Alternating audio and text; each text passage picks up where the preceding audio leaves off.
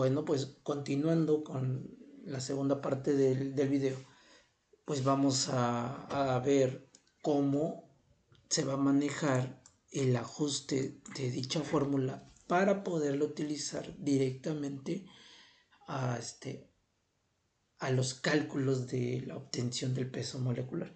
Entonces vamos a partir primeramente de esto, de lo que viene siendo el número de moles.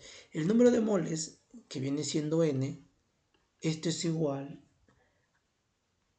a la masa entre el peso molecular, o lo que comúnmente vamos a denominar como n también, igual a m minúscula y m mayúscula. Entonces esto es la masa. La masa en este caso es la masa de la sustancia, pero repito, en estado gaseoso. Entonces es la masa de la sustancia en fase vapor o en fase gas. Y esta M mayúscula pues es el peso molecular, ¿sí?, de dicha sustancia, que es hacia donde nosotros queremos llegar en esta práctica, a la obtención del peso molecular, o sea, a esta variable. Bueno, entonces prácticamente vamos a sustituir esta expresión en esta ecuación, en la ecuación A. Entonces, por lo tanto, quedaría de la siguiente manera.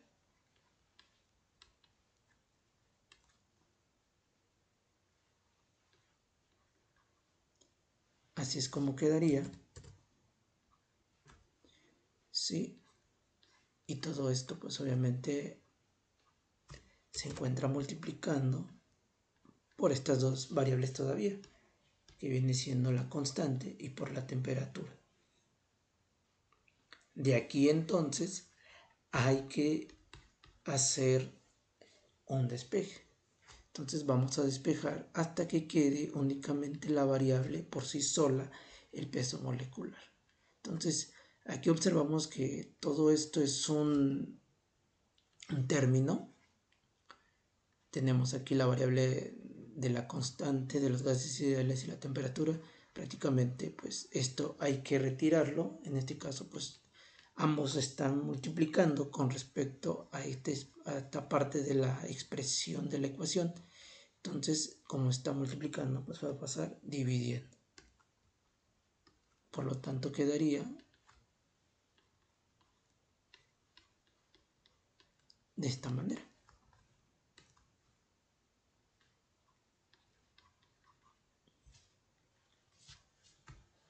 ¿Y qué observamos? Bueno, que ya está quedando un poquito, ¿sí?, la expresión que podríamos utilizar para obtener el peso molecular. Sin embargo, todavía no está terminada. Entonces hay que dejar solo esta variable. En este caso estamos observando que está dividiendo con respecto a esta variable de la masa. Entonces, como está dividiendo, va a pasar multiplicando. Y quedaría entonces de la siguiente manera. Multiplicando a toda esta expresión que previamente yo ya tenía.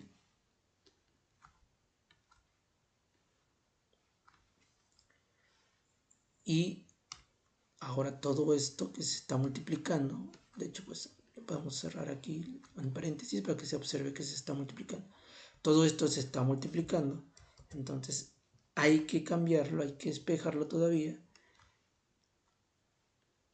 Y quedaría entonces, como está multiplicando, pasaría dividiendo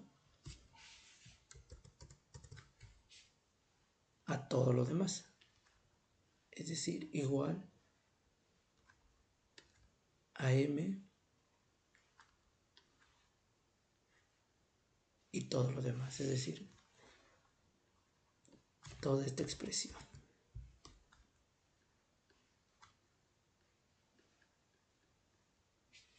Entonces, en resumen, ya haciendo como que la fórmula final, sería lo mismo, solo que lo voy a poner en un solo color para no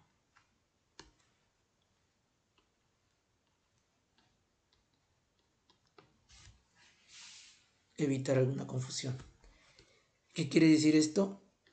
Que entonces cuando yo voy a evaluar cada uno vamos a decir, de los cálculos necesarios, yo primero lo que tengo que hacer en este caso pues es multiplicar, por ejemplo, la presión por el volumen, multiplicar la constante, ¿sí?, por la temperatura. Una vez evaluado cada uno de ellos, seguido divido, y una vez ya dividido, ahora tendría que agarrar la variable de la masa y dividirlo entre lo que he obtenido aquí. Entonces ese sería el orden a seguir. Multiplico, luego divido y por último nuevamente divido. En ese orden para obtener los resultados. Ahora, asociado a lo que yo voy a trabajar y en términos como lo voy a manejar, yo podría decir que esta M, repito, esta M no es otra cosa más que la masa de la sustancia en forma de vapor, y el cual en este caso lo vamos a manejar en gramos. Repito, masa de la sustancia pero en fase de vapor. No olviden ese punto. Seguido pues tenemos la presión.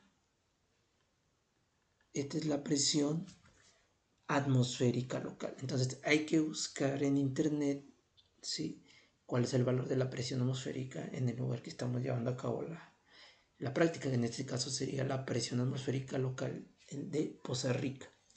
¿En qué unidades? En este caso sería en atmósferas. Seguido tenemos el volumen. El volumen en este caso se refiere al volumen, ¿sí?, del recipiente que contenga dicho gas. Repito, es el volumen del recipiente, o sea, el volumen completo del recipiente que va a contener dicho gas.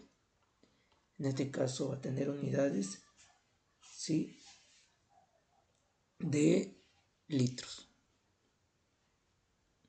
Seguido, aquí pues hay que observar que tenemos una constante de la ley de los gases ideales.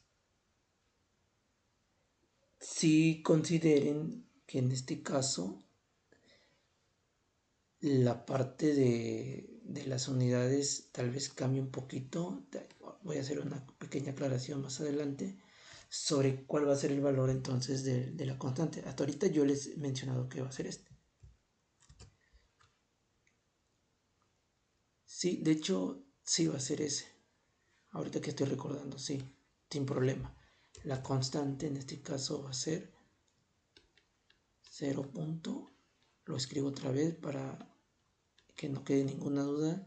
0,8205 atmósferas, litros, mol, Kelvin. Y por último, ya habíamos dicho que esta es la temperatura, ¿verdad? Solo que no aclaramos qué tipo de temperatura viene siendo. Primeramente hay que definirlo como la temperatura, ¿sí?, a la que se haya evaporado o pasado de estado líquido a estado vapor nuestra sustancia. Repito, es la temperatura que se haya alcanzado, ¿sí?, de pasar nuestra sustancia líquida volátil a fase de vapor. Toda, o sea, que se haya evaporado todo, que todo haya pasado de líquido a vapor. La temperatura a la que haya pasado de estado líquido a estado vapor. Y repito, pues tiene que ser en Kelvin. Entonces es así como nosotros lo vamos a manejar. Todo eso que les acabo de mencionar y los términos como tal, es importante considerarlo. Tal vez ahorita digan, bueno, ¿y a qué se refieren? Sí, por ejemplo, al volumen del recipiente completo. Bueno, ya en la metodología, pues ahí les voy a explicar realmente cómo es que se va a obtener ese valor, ese dato del volumen. Incluso también la temperatura, porque les digo, es la temperatura registrada o alcanzada cuando mi sustancia líquido volátil pasó de líquido a gas. Ahorita al menos quiero que entiendan esos términos, tanto unidades como las expresiones, y que al final lo asocien con lo que se va a platicar en la metodología.